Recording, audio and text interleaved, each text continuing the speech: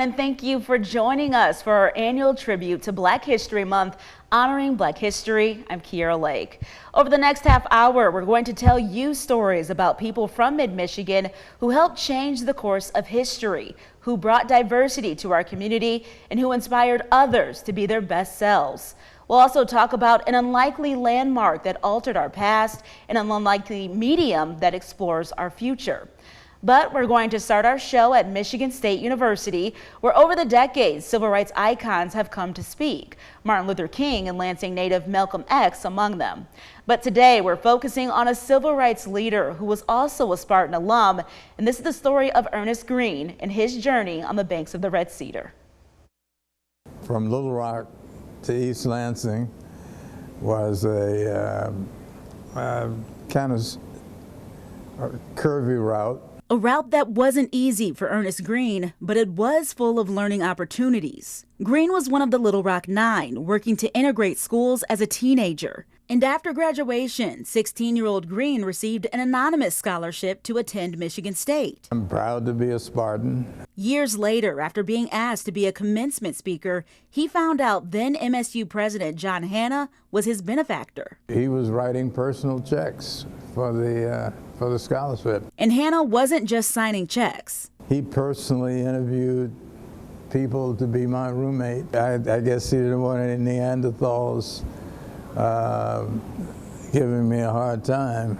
Because Hannah probably knew Greene still had important work to do as a student and activist. Greene says while at MSU, parts of East Lansing were segregated. We picketed Hannah's house. We picketed the probably City Hall of East Lansing. He took the picketing in stride. At the time, just a few hundred students of color were on campus out of about 27,000. Greene lived in Shaw Hall and as a freshman was in awe by the size of the campus. He worried about making relationships, but soon realized that wouldn't be a problem. I developed real relationships with football player Herb Adderley, was a big name around here. Joel Ferguson, we came in the same class. Greene invited Malcolm X to speak on campus after making friends with his brother, who was also an MSU student. He even continued working to desegregate schools in Virginia with MSU researcher Dr. Robert Greene. These are just a few of the connections he made. Getting to know people from all over the world. And he hopes current MSU students understand this is a big opportunity. Everybody has a Little Rock Nine moment in their lives.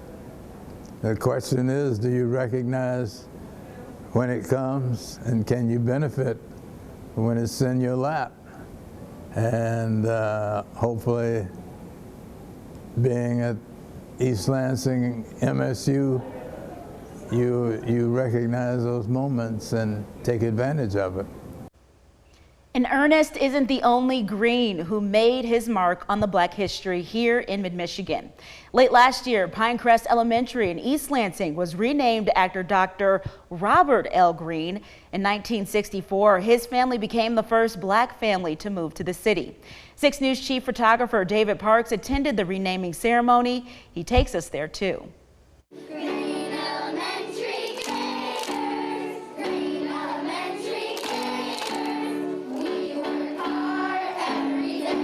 Today's event is more than just giving a new name to this school, though. The renaming of this building represents so much more.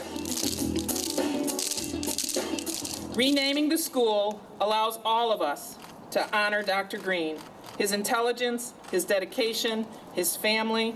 It allows us to preserve his legacy as a tireless supporter of civil rights.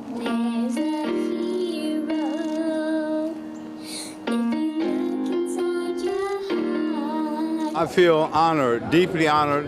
It's good to be back in East Lansing, a beautiful community, very different from what it was years ago.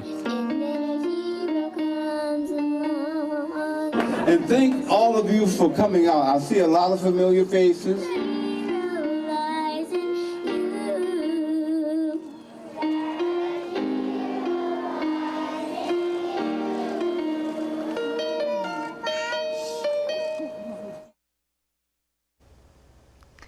we come back, we're going to introduce you to another African-American man who made his mark on Mid-Michigan's history. We'll talk about the man who made an impact during and after the Civil War. That story when Honoring Black History returns.